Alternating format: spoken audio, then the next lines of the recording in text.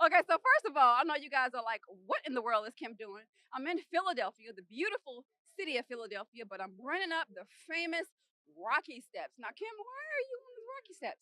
Well, Warner Brothers flew us in for the Creed 2 press junket. Now, what is a press junket? That's when Warner Brothers flew us in to watch an amazing screening of Creed 2. I loved it, and I can't wait for you guys to see my interviews. Check it out. You guys are scary, but I'm not gonna let you scare me today. Okay, good. So first of all, when I was small, I saw Rocky V, and your character scared the mess out of me, right? Right. I must break you. So now yours gets the opportunity to do the same thing. So what is that intimidating factor like? Where does that come from? That's a good question. I think you have it or you don't. I don't think you can learn it.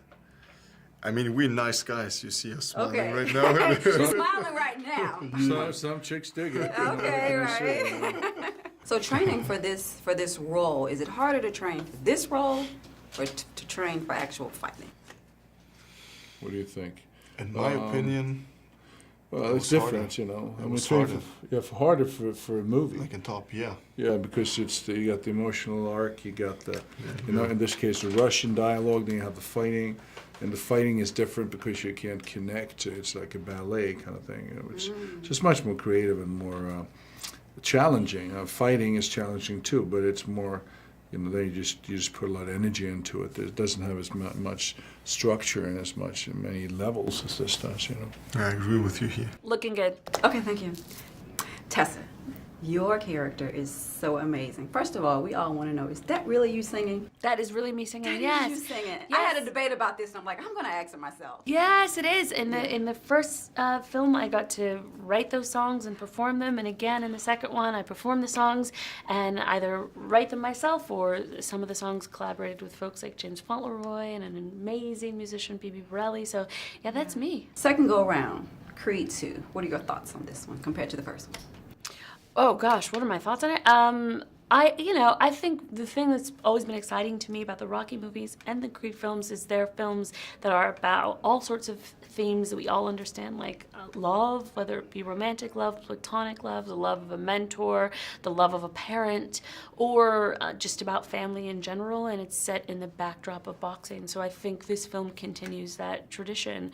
Another thing that I think is so cool about this film is that it really humanizes the villain of the film, and that's something that's really complicated and juicy and something that I have not seen in a boxing movie and not even in any of the Rocky movies in this way. So I think that's exciting. Right, because you want to be mad, and then you're like, oh, I know wait a you want to minute, be I'm mad, but you sorry. feel bad, and you know, it's Right. like it kind of tears you up, which I think is brilliant. So in the boxing matches, it's unclear kind of, you know, who you want to win in certain moments, and I think that's pretty fun. So your chemistry between you and Michael is amazing. Thank you. Everyone is like, okay, that's relationship goals. But this is a movie.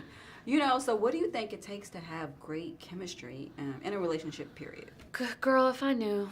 Okay. If I knew. Okay.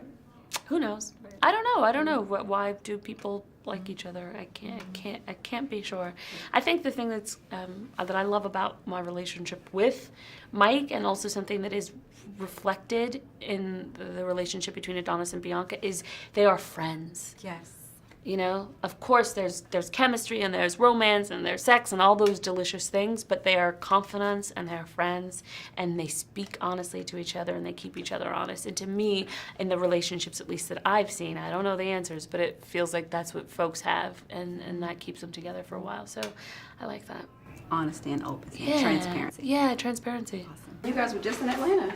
We were in Atlanta. Is that where you're living at? Yeah, we were just there. Man, we were in and out. We had our album listening party out Album there with listening Mike party, Will right. and all that jazz. Yep. Yeah, that's good. I was like, I'm gonna see them in Philly. No, it was fun. I loved it. That was my first time there. First time in Atlanta? Mm-hmm. Wow. Yeah, I had a blast. I was having way too much fun. Right. It's a lot to do in Atlanta. You gotta stay focused. So, Creed 2. Yes. Would you consider this your breakout moment? I guess so. From what I'm hearing in the streets, Okay. it is the breakout moment. Okay. Yeah, I guess so. I mean, for me, I've been making films for a while, whether it be short content or what I'm doing right now. This is my first big studio film, so I'll definitely say it's a breakout moment, I guess. But before that, you know, I felt like the industry, I guess, somewhat knew about me, and you know, I was working on my craft, so Right. I guess it doesn't feel too out of nowhere, I guess. No, this is awesome. So what would you say for other indie filmmakers that want to make that switch to studio? Good question. I don't know. I didn't think I was going to make the switch to studio. Really? Yeah, no, I was working with HBO and I was writing my own stuff, but I've been asked to do other things, but I kind of just wanted to find anything I could put my own stamp to, and you know, luckily this came about. But if anyone's switching from independent to the studio system, I think there are a lot of studios that are opening up more and letting the artists be artists. I feel like this is broadening the scope of being artist friendly. So stay true to yourself if you are switching over. You know, everything that you loved about the indie world and that tone or that vibe that you're giving off, try to carry it over. Don't lose that, you know, because then it kind of gets, it does no good for the industry to have all the filmmakers making the same stuff or looking like everything else. So if they can keep their voice alive, I would say do it. So Creed 2, huge moment for you. I think you did an amazing job carrying over from Creed 1 to Creed 2. Thank What you. are some things you learned working on the film? I learned a lot. I mean, it was my first fight film, so a lot of choreography. I did sports before this. I did a skateboarding film ultimately, but you know, working with Sly, who was basically all of our like teacher. You know, I learned a lot about the fighting. I learned a lot about Mike and Tess.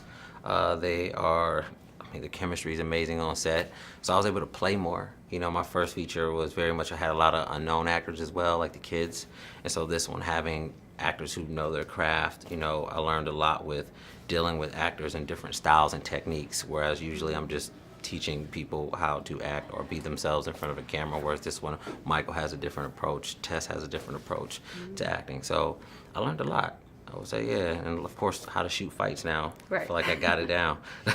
So, working with a legend like Sylvester Stallone, Sly, Sly, the OG. were you intimidated or were you like, I'm gonna eat this up? No, both. The first time, it wasn't intimidating. It was like, man, I'm about to meet him. It's his baby, you know what I mean? You got to be kind of delicate with it. And so when meeting him, like I said, I seen the passion in him. I seen like this sort of like fire in him about the series, and it was exciting because, you know, talking to him, you could really see the poet inside him, the artist inside of him, and so that got me excited to the point to get what you're talking about. I was like, nah, I'm gonna eat this up, because he was like, hey man, the door's open, do you know what I mean? Like, this is you guys' platform, use your voice and tell the story, you know, and he was looking for someone who was gonna be bold, I guess, and do it. So I appreciate Sly, man, on all levels. I love it. And as the director, what do you want your viewers to take from this? Many things. One in particular, I think everyone's talking about family and walking away. We do come out on Thanksgiving, and I do want people to feel as if this has been a fresh approach, you know, especially culturally, us being black, as we get into, you know, going to movies and seeing us on the big screen, that we're told more in a universal, broader stroke, and, you know, this movie's going overseas, which is amazing and stuff like that. So I think taking that away and inspiring people will be great. Love it. Thank No, you. thank you. Thank you so Appreciate much. it. This was great. Great questions. I was afraid I couldn't live up to these expectations. You don't think you got your validation? For me, this is the first time having a sequel to anything, so I was really excited about building on the characters. You got people that need you now. The second one, we wanted to make things a little bigger. Bringing back Ivan Drago and his son Victor, and that history, that animosity with Creed and Rocky, it just made it that much more intense. This guy is dangerous. I ain't got a choice. That's the same thing your father said, and he died right here in my hands. You can always relate to an underdog story, to the person who's fighting for something, who has passion. It was easy to want to be a part of something that was human. If you want to fight this man, that's your business. But don't pretend this is about your father. Ryan Coogler suggested Steven, and I was excited to work with Steven. I was really looking forward to building something with him. That looked good. He understood it. He just wanted to go the distance. What a talented director he is. I could tell he was going to be great for this picture. It's not just us anymore, D. And that's exactly why I can't lose. Steven is very much his own voice and wants to come in and tell his own story inside of this. I want to rewrite history. That's one of the challenges when you're getting passed the torch by two legendary filmmakers, and Sylvester Stallone and Ryan Coogler have been very helpful in saying, hey, this is what this world is like. How do we stay true to that while putting your own stamp on it? To see it played out in a new generation with a new guy, it was fantastic.